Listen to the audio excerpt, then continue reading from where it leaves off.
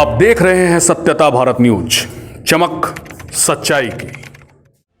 कटिहार के रामपाड़ा चौक में माहिनूर मामले में निकाला गया कैंडल मार्च। कटिहार के आजमनगर प्रखंड में नाबालिग 16 वर्षीय लड़की माहिनूर के साथ हत्या व गैंगरेप को लेकर लगातार कैंडल मार्च व प्रदर्शन जारी है।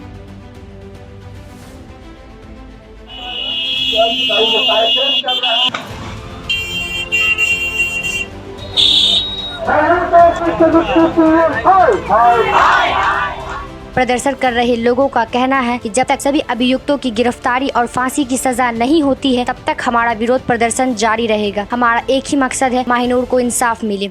इससे पूछना क्या मांगे, पिता का क्या मांगे, प्रोटेस्ट कर रहा है, क्या मांगे? मेरा मांग है कि इस पर जांच होना चाहिए और उस पर जांच करके फांसी की सजा मिलना चाहिए। जो पुलिस जांच की है उससे संतुष्ट नहीं है आप? इसमें 2 को 3 को पकड़ा गया, उसमें क्या संतुष्टि होगा? 5-6 को का बात आ रहा है, 2 को 3 को पकड़ा गया, तो उसमें क्या संतुष्टि मिलेगी? चाहते क्या? चाहते हैं कि जितना भी इसमें शामिल है, 9 आदमी शामिल है, 8-9 आदमी शामिल है, वो सबको पकड़ के फांसी का सजा होना चाहिए।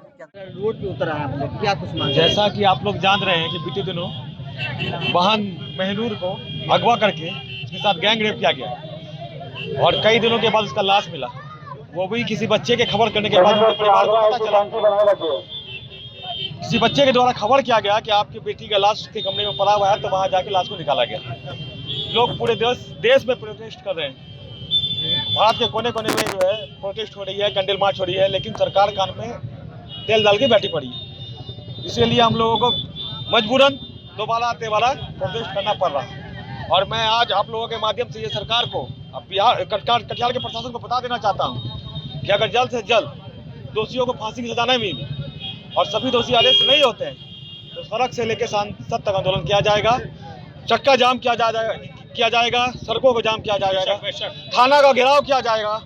अगर प्रशासन दोषी को सजा देने के लिए अगर सक्षम नहीं है, तो पब्लिक के हाथ में दे दे, पब्लिक को सजा दे देगी। क्या नाम है? अरमान मंजलाना। सभी बैनर पोस्टर लेकर सरकार एवं प्रशासन की जमकर विरोध प्रदर्शन कर रहे थे। लोगों ने अपने हवस का शिकार बना के उनकी हत्या कर दी और महनूर हम शर्मिंदा है, सीबीआई जांच होना चाहिए, सीबीआई जांच होना चाहिए।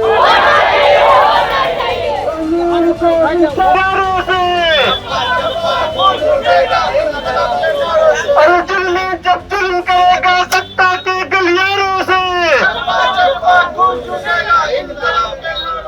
कहा कि यहाँ की सरकार माहिनूर के मामले में क्यों चुप है। पूरा कटिहार जिलावासी माहिनूर मामले में इंसाफ के लिए सड़क पर उतर आए हैं, फिर भी बिहार सरकार इसको गंभीरता से नहीं ले रही है। अगर यही माहिनूर किसी बड़े नेता की बेटी या विधायक सांसद की बेटी होती, क्या उनके साथ भी नाइंसाफी होती? इससे स्पष्ट होता है कि आम इंसानों की बहन बेटी की हत्या व गैंगरेप करना कानूनन जुर्म नहीं है। इसलिए प्रशासन पीड़ित परिवार के साथ साथ विरोध प्रदर्शन कर रहे लोगों पर ही FIR वो केस दर्ज करती है, ताकि पूरे मामले को लीपापोती कर सके। ये है बिहार सरकार की सुशासन और कानून व्यवस्था। प्रदर्शन करने वाले लोगों ने साफ कहा है कि जब तक माहिनूर को इंसाफ नहीं मिल पाता है, तब तक हम लोगों का विरोध प्रदर्शन जारी रहेगा। अगर जरूरत पड़ा तो इससे भी तेज आंदोलन किया जाएगा। ये अभी मुझे लगता है कि राष्ट्रीय मुद्दा बन चुका है। हमारा जो है कि सीधा कहना है, हम घुमा फिरा के कहने की बात नहीं करेंगे। जिन लोगों ने इनको अपराधियों को संरक्षण दिया है, उनको सबसे पहले तो संरक्षण मुक्त करें। दूसरी बात, जो केस की जो जांच होनी चाहिए निष्पक्ष, न जाति धर्म भेदभाव को हटा करके निष्पक्ष जांच होनी चाहिए। जो दोषी है उस पर त्वरित कार्रवाई हो। और दूसरी बात, इस जो कि सरगने में जो लोग, जो गैंग रेप में जो अपराधी जो शामिल हैं, उनका नाम जब खुलासा हो चुका है, तो अब तक अपराधी को क्यों नहीं पकड़ा गया? पुलिस मुख्य आरोपी को गिरफ्तार भी कर लिया इस तरह की बात। लेकिन पुलिस का कहना है कि हमने एक आरोपी को गिरफ्तार किया है, नामजद आरोपी है, जो मुख्य आरोपी जी, उनको गिरफ्तार कर लिया गया है। लेकिन जो गैंग रेप की जो वारदात आ रही है कि कई लोगों ने मिल करके ये गैंग रेप किया है, तो उन सब अपराधियों को क्यों नहीं अब तक गिरफ्तार किया गया है? इसलिए कि वो गरीब की बेटी है। अभी अगर कोई मंत्री की बेटी रहती, MLA की बेटी रहती, तो 24 घंटे के अंदर में सभी लोगों का गिरफ्तारी हो जाता और केस की सुनवाई भी हो जाती।